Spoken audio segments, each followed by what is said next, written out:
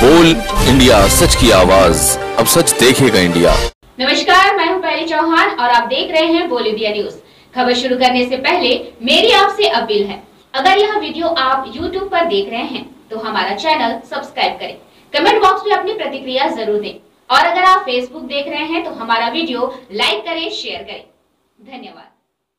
खबर मध्य प्रदेश के सिवनी से, जहां सिवनी में 4 माह से जमीन में झटके महसूस हो रहे हैं और लोगों में एक डर समा गया है कि ये कहीं भूकंप के झटके तो नहीं। इस संबंध में हमारे सिवनी संवाददाता ने सिवनी दिव्य एक्सप्रेस के ब्यूरो चीफ विपिन शर्मा एवं कांग्रेस के अल्पसंख्यक प्रकोष्ठ के अध्यक्ष राजा खान मुबीन से खास बातचीत की। बोल इंडिया न्यूज के लिए सिवनी से एम रहमान की रिपोर्ट।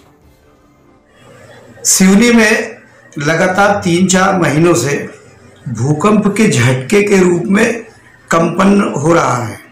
इस संबंध में सिवनी के समाचार पत्रों ने भी अपने समाचार पत्र में प्रकाशन किया है।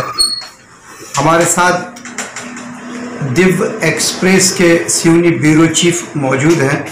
मैं उनसे जानना चाहूँगा इस संबंध में आपने कब प्रकाशन किया?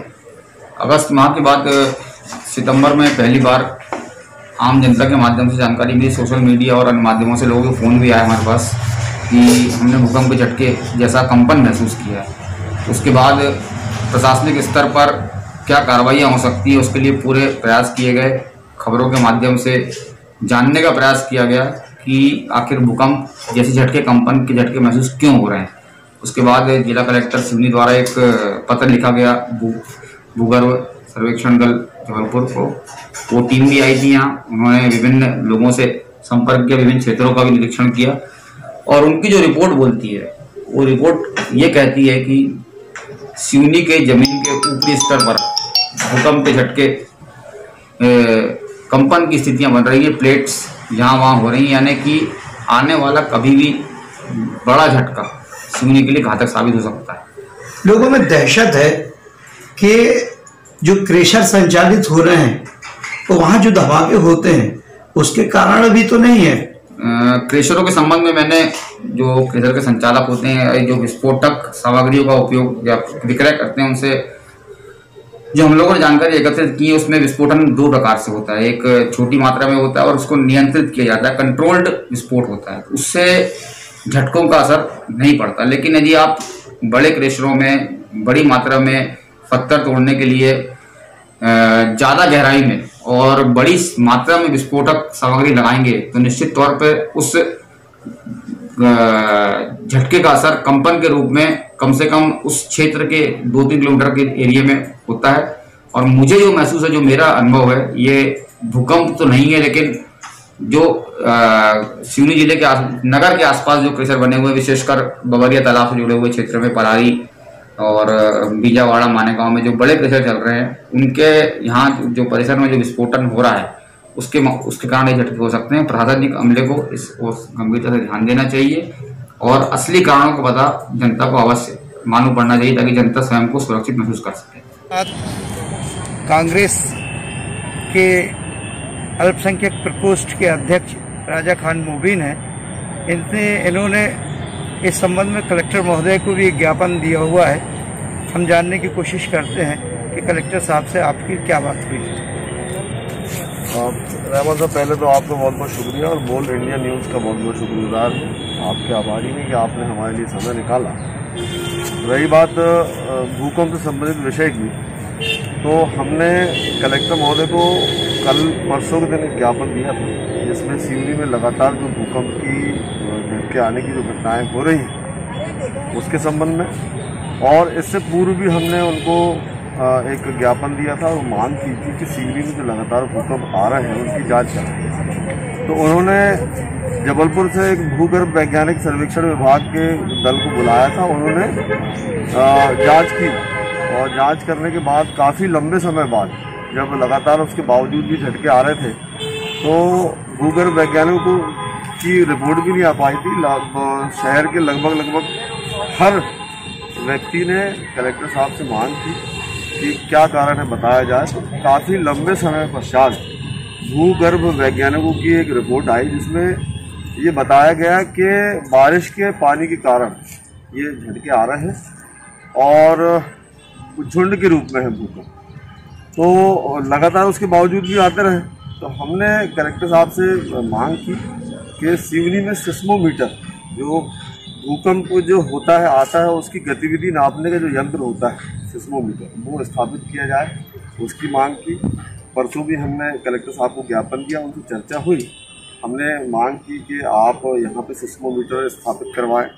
साथ में जो सिस्मोमीटर स्थापित यदि हो जाता है तो उससे भूकंप की हलचल पर नज़र रखी जाती है, साथ ही साथ संवेदनशील क्षेत्र जो है उसको चिन्हित किया जा सकता है।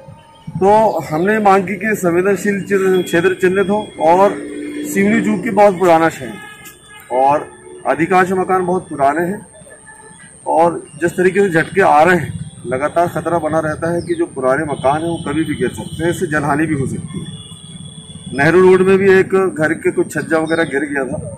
तो यदि अगर सिस्मोमीटर स्थापित होता है तो चिन्हित क्षेत्र करने के पश्चात उन जो पुराने मकान हैं उनकी सूची बनाई जाए, उनको खाली कराया जाए। इस संबंध में हमने कलेक्टर साहब से बात की थी। कलेक्टर साहब ने आश्वस्त किया है। लोगों में एक चर्चा है कि हमारे शहर के आसपास गिट्टी क्रेशर बहुत ज़्यादा है, बहुत बड़ी तादाद में है। इस संबंध में आपकी चर्चा हुई कलेक्टर साहब से? कलेक्टर साहब से इस संबंध में चर्चा हुई। उन्होंने बताया कि हमने जांच दल भेजा था और उन्होंने जांच किया है, लेकिन अभी तक उसकी कोई रिपोर्ट आई नहीं। प्रशासन ने जब इतने लंबा समय गुजरने के बाद भी ये स्पष्ट नहीं कर पाया कि ये क्रेशर के कारण भूकंप आ रहे हैं या किस कारणों से आ रहा है, तो मेरा भी ये मानना है कि क्रेशर का कारण नहीं है। और क्योंकि अगर क्रेशरों का कारण होता तो जिन क्षेत्रों में क्रेशर हैं, जहाँ पे ब्लास्टिंग हो रही है, तो सबसे पहले वो क्षेत्र प्रभावित होते। कहीं ना कहीं वो क्षेत्र के लोग भी आवाज़ उठाते कि हमारे क्षेत्र में कंपन हो रहा है, मकान गिर रहे हैं। मेरा मानना है कि क्रेशर से इसका कोई संबंध नहीं है, और ना ही बारिश का संबंध, क्योंकि बारिश सिवनी जिले में पहली बार तो हो नहीं रही। हजारों वर्षों से बारिश हो रही है सिवनी में, पहली बार बारिश नहीं हो रही। हमने नहीं देखे, हमारे आगे पुरखों ने नहीं देखे कि इससे पूर्व में कभी बारिश हुई हो और ऐसा कंपन महसूस हुआ।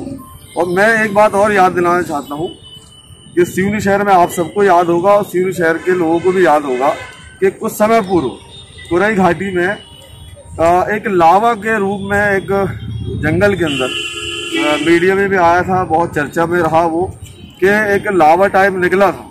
तो उसकी भी प्रशासन ने जांच करने की बात कहा था। आज तक उस लावे के बारे में किस विषय के क्यों लावा निकला था, क्यों इतनी भारी मात्रा में वहाँ पे ऐसे पदार्थ मिले थे, उसकी जांच भी नहीं हो पाई और ना उसके बारे में किसी को पता चला। और दूसरी बात, अभी कुछ दिन पहले इसी वर्षा में आपने देखा होगा छिंदवाड़ा चौक में जो ज्योति बिल्डिंग है, जिला कांग्रेस कार्यालय के पास छिंदवाड़ा चौक में, वहाँ एक हैंडपंप में लगातार 2 दिन तक के अपने आप पानी निकलते रहा, बहुत तेजी के साथ पानी निकलता रहा। लोगों ने तरह तरह की चर्चाएं की, बहुत सारी बातें आई कि ये बारिश के कारण, दबाव पड़ने के कारण है, ये है वो।